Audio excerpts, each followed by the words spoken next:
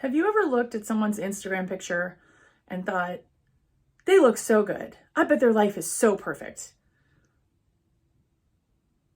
Yeah, me too. And I find the more that you get to know a person, the more that you follow them and look at what they're doing, if they're showing you that part of themselves, hopefully they're showing you the other side of themselves too. Like right now, I've got good lighting. I've got a camera on me. I've got a good angle. I've got a pretty nice background. I think I'm fairly well dressed. This is something that I do when I feel down. It's a trick. I dress myself up. I put my makeup on because I want to feel the best that I can feel on the outside. And that's something that I've been doing for a very long time. And it definitely makes a difference for me and helps boost my mental health when I'm not feeling so great. Today is one of those days. I'm having a hard day.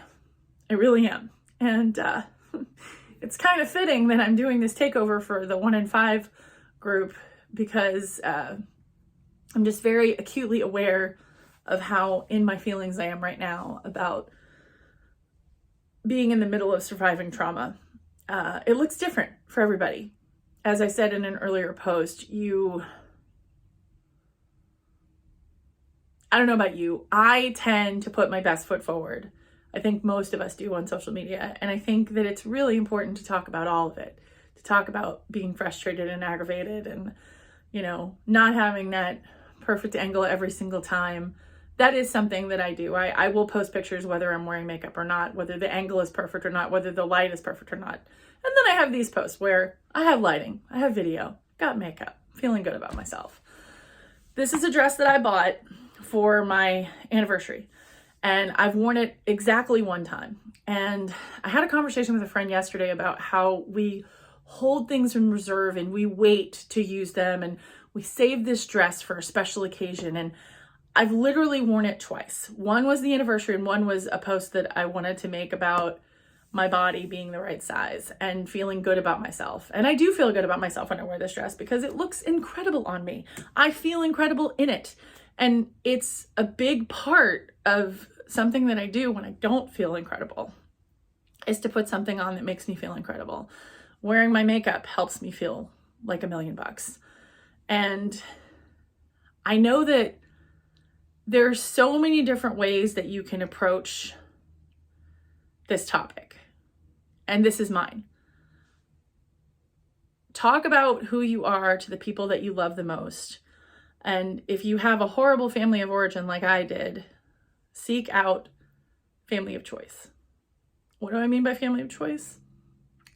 I mean the people that would book an airline flight because you're having a hard time to just be there for you. I'm talking about people that'll call you just to check and see how you're doing. I'm talking about people who are there for you through thick and through thin and are more family than any blood could ever be. I'm talking about those people. Those people are your family of choice. And if you don't have them, I encourage you to find people who you feel safe with and comfortable with and let them know what they mean to you. And share a little bit of yourself. Because the more that you share, the more authentic that you are with who you are, the more people will love you for that person. And if you're around someone who doesn't appreciate that about you, get away from them and go to somebody who is safe. It's important. It's probably some of the most important work I've done in my survivor journey is finding people who love me the way that my family didn't. So make sure that you're on the lookout for that. And if you had a great family of origin, outstanding. I'm really happy that you did. I think that it's great when people had a great upbringing. I don't begrudge them that. I still am hurt by the fact that my family didn't love me the way your family loved you. And both of those things can exist at the same time. Just like I can be dressed up and look really good, but feel really crummy. And there's a huge spectrum of depression and sadness. And I think my therapist telling me that, you don't have to be in bed, not able to get up to be depressed was a really eye-opening experience for me. And ever since then, I have taken fancy, real photos on social media with a grain of salt. There's so much more to the story than just the picture that you see. And I want to remind you of that.